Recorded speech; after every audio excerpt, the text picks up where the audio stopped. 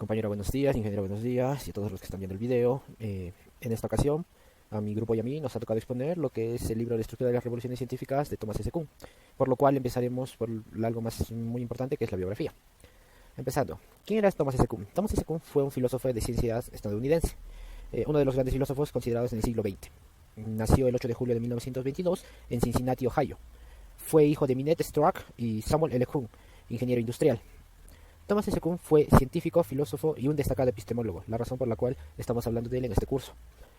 En 1949 hizo su doctorado en la Universidad de Harvard y también en física teórica, en la cual también fue catedrático desde el año 1948 al año 1956, con el curso a cargo de Historia de la Ciencia. También fue docente en Berkeley desde el año 1956, cuando terminó su catedrática en Harvard, hasta 1964. Y después de haber terminado su cátedra en Berkeley, hizo cátedra en Princeton desde 1964 hasta 1979.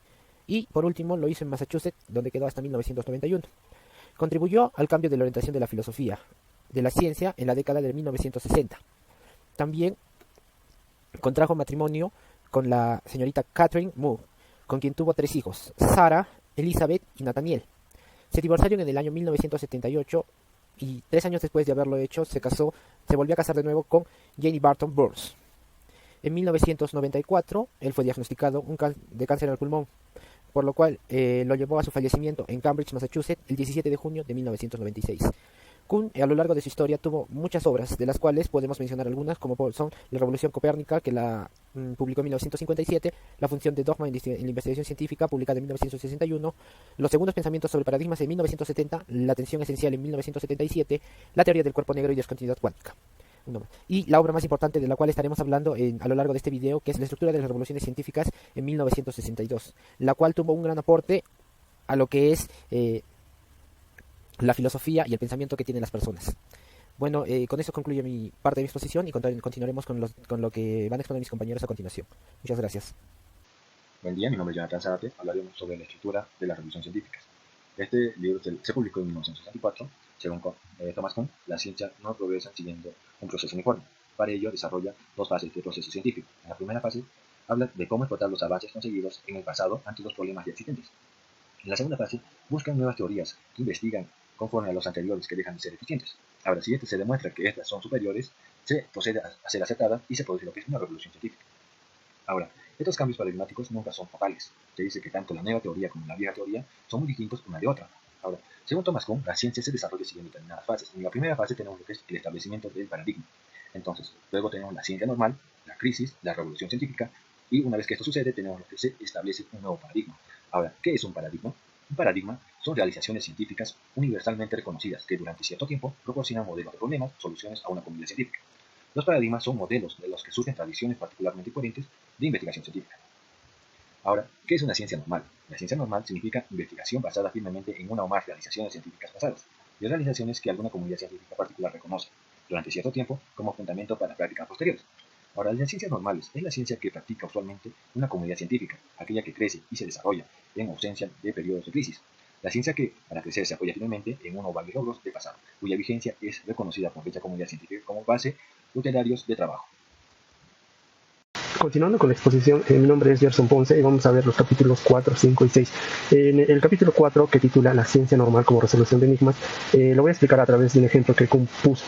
En el siglo XVIII trataron de derivar el movimiento de la Luna a través de las leyes de Newton, pero ¿qué pasó?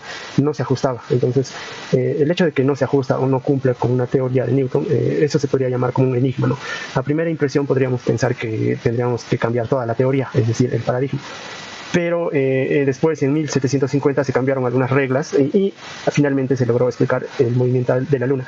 Entonces, ¿qué podemos concluir de esto? Que la investigación normal pocas veces produce novedades, pero contribuyen grandemente a aumentar el alcance y precisión con la que puede aplicarse un paradigma, ¿no? En el capítulo 5, Kuhn nos habla acerca de la prioridad de los paradigmas a través de un ejemplo. ¿Qué debemos saber con el fin de aplicar los términos silla, hoja o juego de manera inequívoca y sin provocar discusiones? A lo que podemos responder que nosotros sabemos de manera consciente o intuitiva lo que es una silla y una hoja. No debemos conocer más reglas para aplicar, no debemos saber cómo ha sido acuñado el término silla para poder aplicarlo, ¿no? Entonces, de manera equivalente nos dice que los paradigmas pueden determinar la ciencia normal sin la intervención de reglas.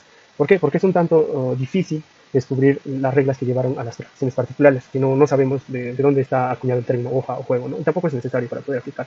Otra razón es que los científicos no aprenden de las leyes teóricas, sino por abstracciones de sí mismos. ¿Qué quiere decir? Que nosotros aprendemos mucho más fácil mediante la práctica. O otro concepto que nos dice Kuhn también, que puede haber revoluciones tanto grandes como pequeñas, y esto nos conlleva un concepto muy importante que es la especialización.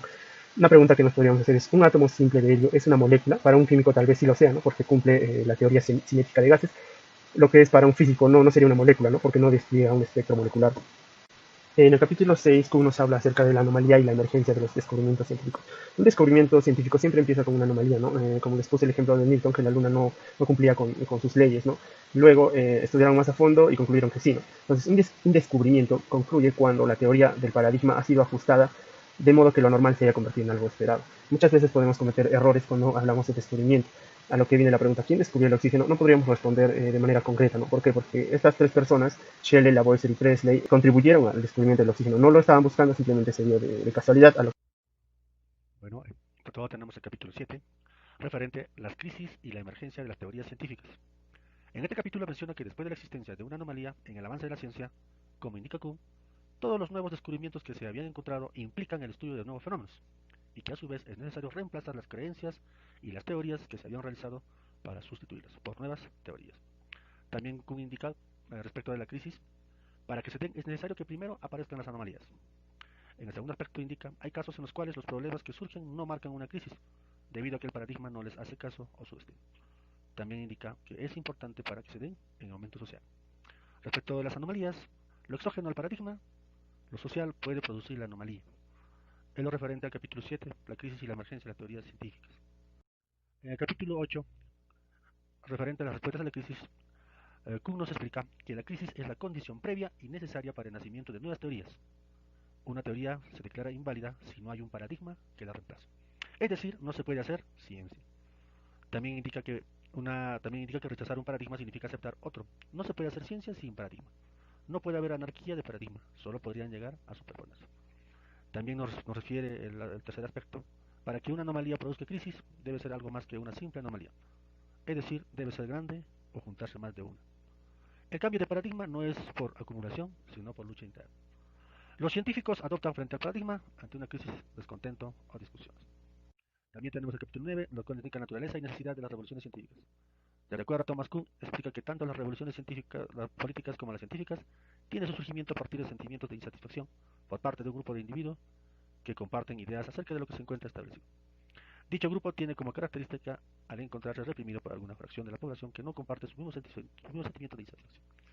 Aquí refiere tres fenómenos sobre los que se puede desarrollar una teoría: el surgimiento de nuevos conocimientos, las variaciones entre paradigmas y otro indican el comportamiento de la población. Los paradigmas son la base de surgimiento de nuevas formas de resolver problemas, implementar nuevos métodos. Entonces, paso a paso, es posible una retroalimentación entre lo ya establecido y lo nuevo por establecer. Es lo que indica Thomas Kuhn referente a estos capítulos. Bueno, ante todo, buenos días, doctor, compañeros. Continuando con el capítulo 10, las revoluciones como cambios del concepto del mundo.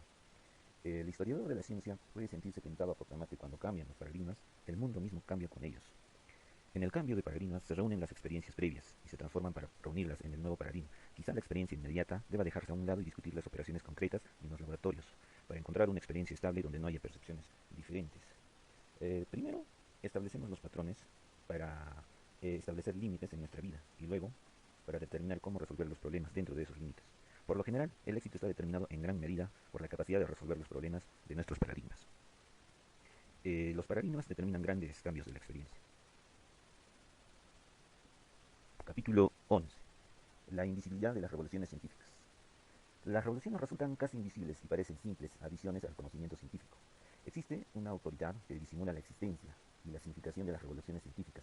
Esta autoridad está representada tanto en libros de textos científicos como en divulgativos y en escritos filosóficos, los cuales se dirigen a un cuerpo ya articulado de problemas, datos y teorías con más frecuencia que el conjunto de paradigmas articulados. Registran los resultados de las pasadas revoluciones científicas y muestran las bases para la ciencia normal. Para esto, no necesitan proporcionar informes sobre cómo fueron reconocidos por primera vez y adoptadas esas bases. Cuando cambia el lenguaje, estructura o problemas de la ciencia normal, es decir, cuando una revolución científica incide sobre ella, los libros deben ser reescritos, y una vez reescritos, el sentido histórico solo se extenderá a los resultados más recientes. Capítulo 12. La resolución de las revoluciones. Los libros de texto que hemos estado examinando solo se producen inmediatamente después de una revolución científica. Son las bases para una nueva tradición de ciencia normal. El investigador de ciencia normal no pone a prueba el paradigma como solucionador de enigmas e ensayará distintos métodos alternativos. La prueba del paradigma será cuando el fracaso persiste para obtener una solución, haya producido una crisis y el sentimiento de crisis haya producido un candidato alternativo o paradigma. Sin embargo, una y otra no se pueden desprender y ser independientes de una vez, pues incluso a veces mantienen hasta los mismos conceptos utilizados, aunque con distintos significados. En este momento de disputa entre paradigmas es donde se halla el punto exacto de la resolución de las revoluciones. Una y otra postura luchan cada una por su cuenta para convencer a la otra parte de su verdad. Es necesario entonces hacer una recapitulación de los hechos y dar origen a un nuevo paradigma. Sin embargo, no debemos olvidar que este nuevo paradigma nace o precede a partir de esta crisis o fracaso. En este momento de disputa entre paradigmas es donde se halla el punto exacto de la resolución de las revoluciones. Una y otra postura luchan cada una por su cuenta para convencer a la otra parte de su verdad. Sin embargo, otra no se pueden desprender, es independiente de una vez, pues incluso a veces mantienen hasta los mismos conceptos utilizados, aunque con distintos significados. Ingeniero, buenos días. Compañeros y compañeras, buenos días. Continuando con la exposición, mi nombre es Lisbeth Ostintaya. Yo les voy a explicar el capítulo 13, el cual trata acerca del progreso a través de las revoluciones. Para iniciar, tenemos dos rasgos característicos de su teoría de Kant. El primero es la importancia que atribuye al carácter revolucionario del progreso científico, en la que una revolución supone el abandono de una estructura teórica y su sustitución por otra, que sea incompatible con la anterior. Otro aspecto muy importante de su propuesta reside en el papel capital que desempeñan las cuestiones sociológicas inherentes a las comunidades de investigadores, en la dinámica del quehacer científico, así como también en lo que es la toma de decisiones de sus practicantes. Como bien sabemos, a medida que pasan los años, nosotros como personas nos interesamos mucho por lograr un progreso en el campo que desempeñamos nuestras actividades. Vamos a ver lo que es progreso según Kant. Acá nos muestra un gráfico en donde nos dice que el progreso inicia con lo que es la preciencia, siguiendo con la ciencia normal, la crisis, la revolución, y aunque haya lo que es la nueva ciencia normal y la nueva crisis, seguimos retornando a lo que es la revolución. En la lectura, Kant nos intenta describir el significado del término progreso, partiendo del hecho que para la gente cotidiana o de ciencia normal, ¿no?, como en este caso lo llama, no todo progresa. En la sociedad hay temas, ¿no?, como la filosofía, la política, el arte, son campos que no progresan. Eso nos estaría tratando de decir que no entienden lo que es la gente cotidiana. Pero en realidad aquí se hace la gran pregunta, ¿pero qué sería progreso en nuestra empresa? Sin embargo, muchos de nosotros, ¿no?, como estudiantes, trabajadores, nos referimos también a la palabra progreso en nuestro diario vivir. Cada vez que, por ejemplo, progresamos en lo que es la empresa, ¿no?, donde en la cual trabajamos, también progresamos en lo que son nuestros conocimientos.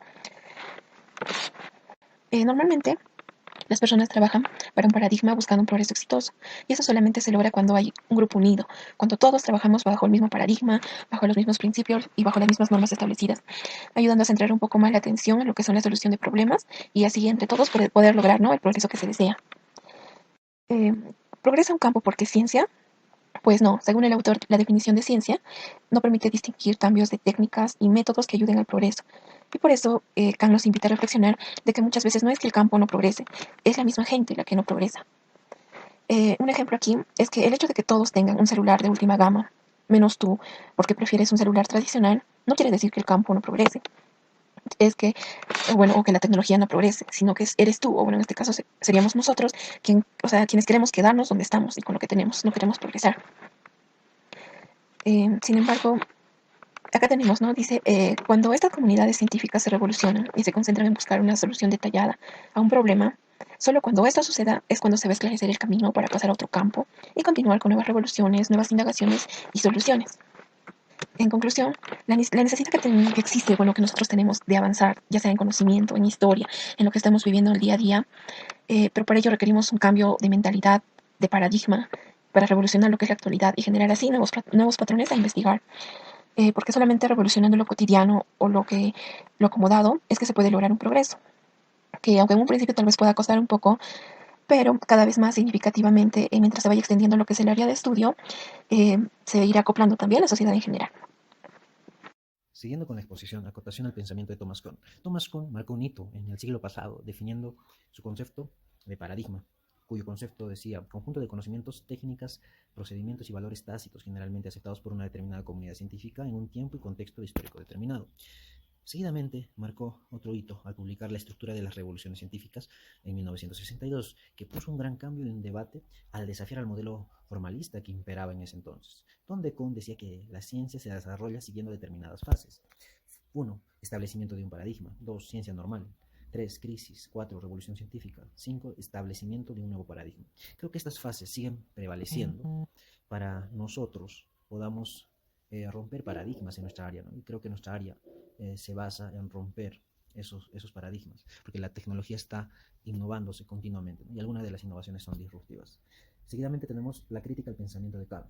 La primera crítica de Thomas Kant fue sobre los múltiples y confusas definiciones que dio del término paradigma en las estructuras de las revoluciones científicas en el postdata de la edición de 1969. Resumió en dos las posibles aceptaciones del concepto con el que quería describir la forma de trabajo de las ciencias, el desarrollo del conocimiento y no menos importante en su empresa, el tipo social, psicológico del científico que se inserta en la práctica de un paradigma. Seguidamente, la vigencia actual al pensamiento Kant. Ha pasado más de medio siglo en que Thomas Kuhn ha publicado las estructuras de las revoluciones científicas. El texto es una de las obras con mayor envergadura del siglo pasado. Es actualmente una lectura obligada para cualquier lector interesado en la historia y filosofía de la ciencia. El trabajo de Kuhn fue y sigue siendo revolucionario en tanto se caracteriza en el cambio científico.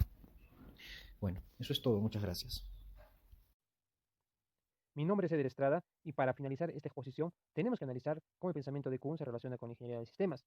Al respecto, la ingeniería de sistemas, a través del avance tecnológico, en especial en la manipulación de datos, puede retroalimentar a la ciencia para mejorar sus hallazgos o lograr nuevos esquemas de procesamiento del conocimiento, lo que supondría un cambio gradual del paradigma científico. En la apreciación crítica del grupo, hemos visto que, basado en el pensamiento de Kuhn, que decía que cuando se producen nuevas situaciones o problemas con el modelo predominante, es necesario y urgente un cambio de paradigma. Y en efecto, nuestro grupo ha detectado que existen anomalías de los modelos actuales para enfrentar múltiples problemas en todas las áreas de las manifestaciones humanas actuales, incluido la misma ciencia, que por ejemplo se ve limitada a dar soluciones hace muchos años ya al calentamiento global, o actualmente no puede dar una lucha eficaz contra el COVID-19. Y para ello se requiere crear un nuevo paradigma que justamente pueda responder a estos problemas nuevos que enfrenta nuestra sociedad actual. Finalmente, el grupo ha llegado, luego de todo el trabajo, a tres conclusiones que voy a dar lectura.